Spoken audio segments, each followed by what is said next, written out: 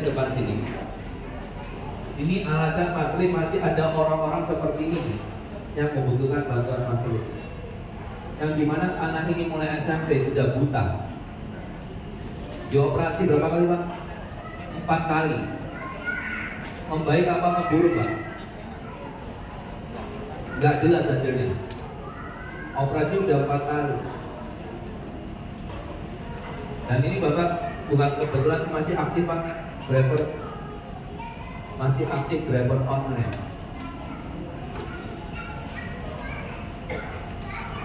Pertanyaannya Bapak Ibu, kalau masih ada orang yang ngomong pengobatannya bayar, kira-kira sanggup nggak Bapak ini bayar ke saya? Bapak bayar apa Pak?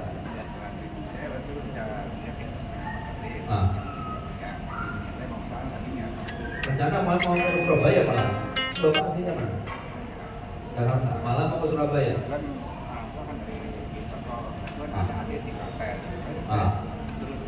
Adiknya masih di Klaten, Jawa Tengah, masih jauh Pak, Jawa Timur Pak. Nah ini sekarang Pak Klim ada di sini. Inilah salah satunya Pak. Alhamdulillah dia mengucap syukur ketemu di sini. Inilah salah satu alasan Pak Klim kenapa sih kok mau repot-repot jauh-jauh ke Jakarta. Sudah lama ngikutin ya, cuma baru kali ini berobat ya. Alhamdulillah baru tetap. Dan Bapak habis juga dites Mas Klim gimana matanya? Bening ya. Itulah Bapak Ibu.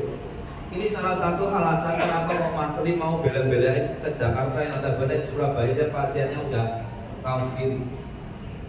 Ya, lebih dari 1000 orang di rumah ini. Inilah Bapak Ibu, kalau masih ada yang bilang bayar dari mana? Seorang ojek online, saya nggak meremehkan profesi loh Pak, maaf ya. Tapi andai kata suruh bayar, berapa yang bisa dibayar? Begitu sekali tetes langsung ada berubah. Itu Bapak Ibu, dengerin. Kalau masih ada tadi ngomong bayar, airnya sampai suruh beri air. Mau air diminum sendiri, satu dingnya diminum sendiri, betul gak? Buat saya apa Bapak Ibu minum sendiri? Ini alasan Bapak Ibu kenapa kok saya masih mau datang ke kota Jakarta. Untuk apa? Untuk orang-orang seperti ini Bapak Ibu. Bukan masalah nggak punya biaya. Ini loh ibu ini punya biaya, tapi siapa yang bisa nolongin kalau sudah seperti ini? Matanya buta sebelah. Sudah pasien saya dari mall yang satunya, betul nggak? Sudah berapa kali ketemu saya? Hari pertama tanggal 17 itu, yang 10.000 orang itu nunggu kebagian jam berapa? Kebagian malam, masih jam 7 Bapak Ibu. Datang jam berapa waktu itu? Pagi jam 10 kebagian baru tetesnya jam 7. Yang lainnya pulang, separuh pulang. Dia tungguin sampai jam 7 malam dia bertahan. Akhirnya dapat teman-teman. Dan sekarang gimana yang dirasakan? Apa yang dirasakan? Satunya gimana? Terang ya. Jadi dari awal dia setia, kapanpun masih di Jakarta dia datang. Yang pertama ibu ini datang ke Surabaya dulu, baru nah itu ya. Jadi Bapak Ibu jelas ya, yang saya lakukan kalau Bapak Ibu tahu ya, kalau memang ini cuma cari duit, kalau ada orang bilang yang asal bunyi, mudah-mudahan penyakitnya pindah. Bilang amin.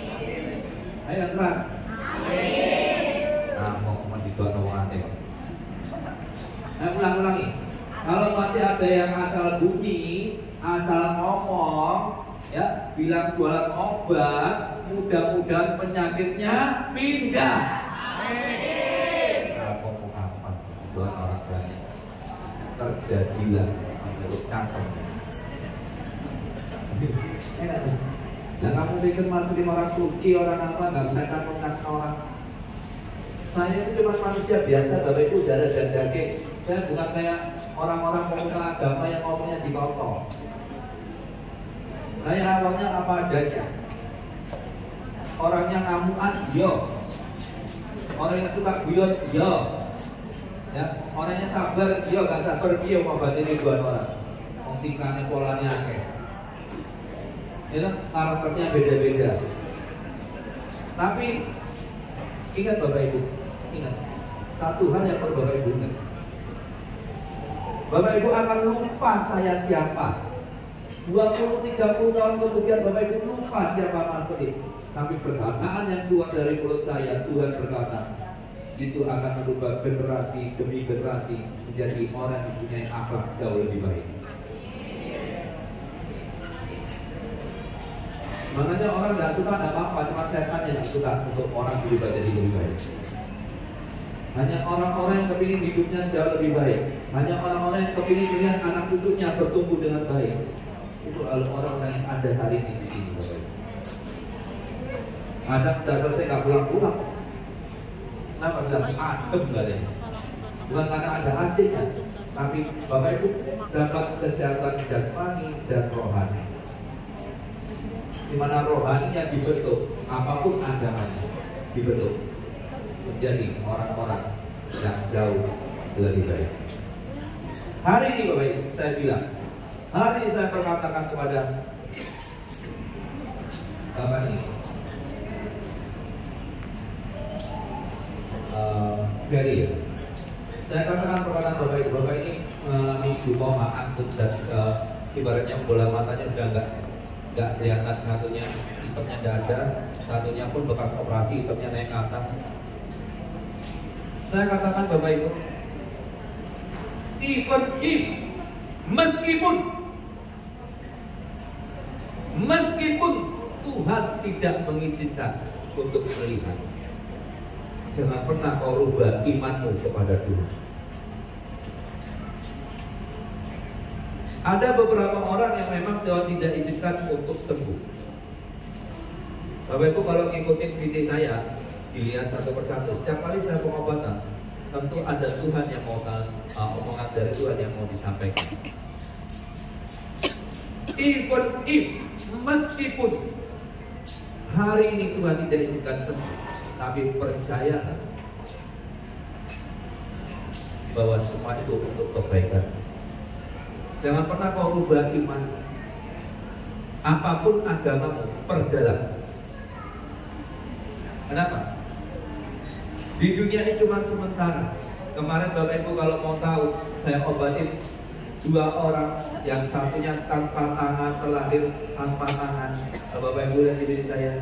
Yang satunya cerebral palsy, yang sudah mau kepikiran bunuh diri, yang dia gini. Anak ini bolak-balik sudah minta bunuh diri. Tapi saya bilang sama dia, ibunya udah meninggal, mamanya udah meninggal, dan dia kepingin ikut mamanya untuk mengakhiri hidupnya.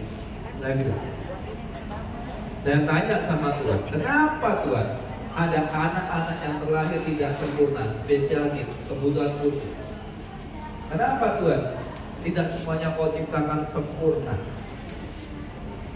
Apakah salah bapaknya, atau salah ibunya, atau salah nenek moyangnya, atau kakak ini karma, atau bagaimana? Satu hal jelas persis Tuhan ngomong sama saya. Justru dengan dia punya anak spesial needs, kebutuhan khusus, anak ini yang mengantarkan orang tuanya untuk semakin dekat dengan Tuhan, dan membawa, gara-gara anak ini bisa membawa orang tuanya ke dalam kerajaan surga. Jadi Bapak Ibu hari ini saya juga ngomong kepada orang-orang yang nggak bisa hadir sini, yang melihat video saya. Kalau Bapak Ibu juga punya anak spesial needs kebutuhan khusus, itu bukanlah suatu bencana, bukan suatu malapetaka atau kesialan atau apapun yang Bapak Ibu. Itu adalah atas izin Tuhan yang dimana membawa orang tuanya ke dalam pintu kerajaan surga. Kenapa? Karena saya selalu melihat orang tua yang mau merawat anaknya dengan kebutuhan khusus itu, dengan telaten dia merawat, saya melihat karakter orang tuanya sungguh luar biasa. Dan orang-orang inilah calon penghuni surga. Tinggal dia lakukan bagaimana imannya, bagaimana amalnya, bagaimana ibadahnya. Ingat ya Bapak Ibu ya. Ya. Oke, sebentar.